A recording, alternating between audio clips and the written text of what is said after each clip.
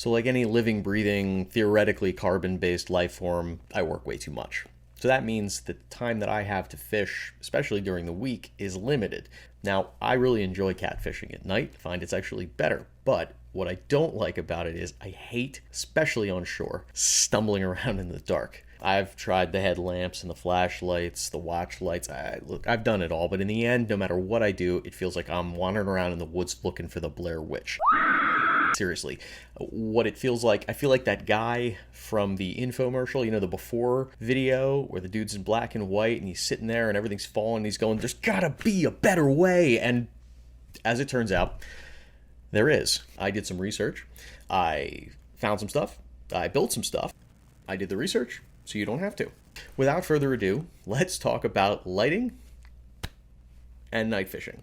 Ensure that you have your copybook at hand. But before we can get into the toys, first, we need a little science lesson. In order to really understand how the lighting works, we first need to understand how night vision works. And the only way we can do that is by talking about the eye. You see, the eye is made up of two different photoreceptor cells. One is rods, the other is cones. You can think of rods as like your low-def 8-bit graphics. Your cones, on the other hand, are like your high-def, full-motion PS5 graphics. I apologize to anybody who really doesn't understand that reference. I was raised largely by video games as a child. But cones work really, really great in the light of day, but as soon as you snuff out that light, you lose any benefit you get from it, and that's where the rods really step up. Rods produce a protein called rhodopsin, and rhodopsin is largely responsible for what we refer to as night vision. Before we go any further with this, I need to make this very clear. I am taking a very, very complicated organ and I'm reducing it down to its absolute basic concepts. If you're really looking to understand how this actually works, I highly recommend you call science or you pick up a book. Books! So rhodopsin helps us see in the dark, and that's kind of the point of this whole video. We produce this, it helps us see in the dark, but when exposed to bright light, or any light really, it starts to break down pretty quickly. You've experienced this personally, I guarantee you. We've all been in the woods, we've been following our guy, he spins around, he puts the ultra bright LED directly in our face and we start to see spots. You know, that guy, we all know that guy.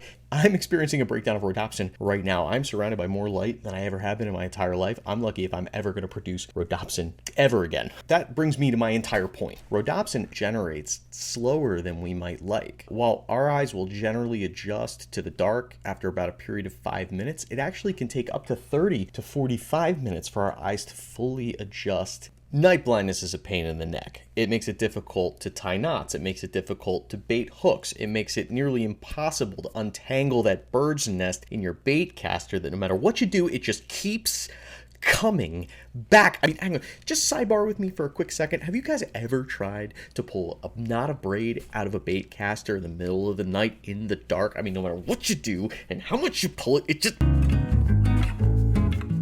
Sorry, just me? Right. So I'm hearing you, right? Greg, what does this have to do with fishing? I understand what you're saying. Rhodopsin breaks down when exposed to light. But as it turns out, rhodopsin actually breaks down at different rates depending on what kind of light you are exposed to. Visible light, as I understand it, the spectrum, right?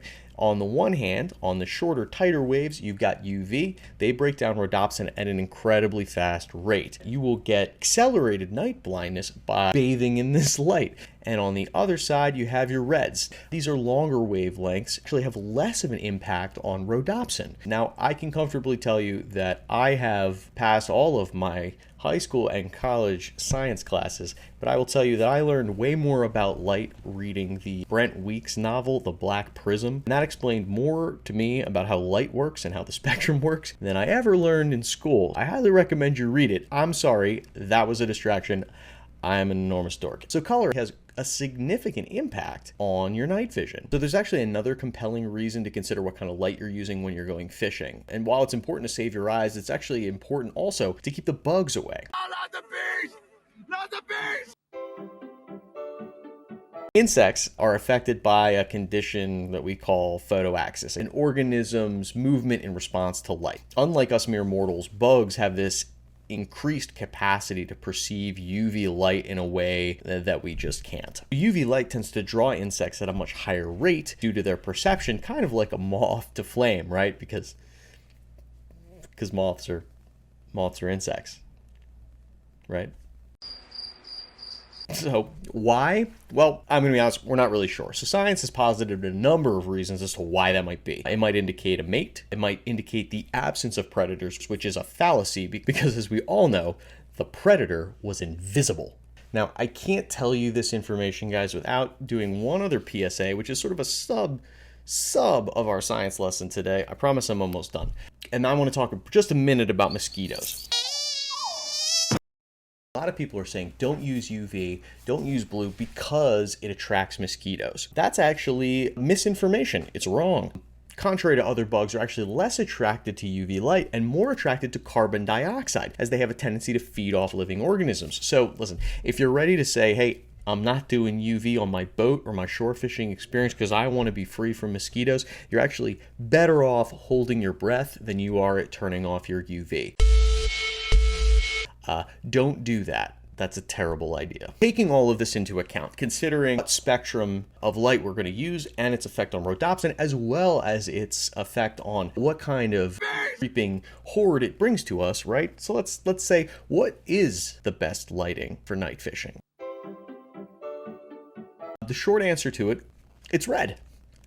Make the effort to look like the low-budget horror flick of your dreams, and you will avoid both night blindness and insects. Green and yellow are also apparently very popular colors within the community. I am not about to get into the red and green controversy between, hunters and military, and you guys pick the color that you want. I'm just here to tell you what I've found. Red, definitively, the best color. I can hear what you're saying, right? Is red a little bit too boring? Is it a little too 80s slasher flick? Does yellow make it look like I'm in a 70s bungalow? Yes, you are absolutely 100% correct. It does. It's super boring. What do we do about this? How can I still make my rods look awesome and at the same time save my eyes? I'm actually going to show you, and it's based on so many other things, right? Location, location, location. I'm going to give you a quick look at my very first shore fishing experience this year. It was cold, it was dark, we caught nothing, but it was a great opportunity for us to show you how we set up our space. So let's cut there for a minute. So in this particular scenario, we've got our black light set up here. They're kept away from us and outside of our field of vision. You'll notice we've got black light on the left and the right, which is actually creating a cross beam that hits our rods. Now we've got a couple of rods that are designed specifically for this kind of light. We've got one that's a custom one that we put together, fluorescent paint, and then next to it we've got a Hellcat fever rod and a Mad Catz. You'll see both of them, all of them are designed to pop in the light. We also have high visibility monofilament right now, which is currently out in the lake, and I'll give you a closer look at that. This gives you a little bit of understanding of the placement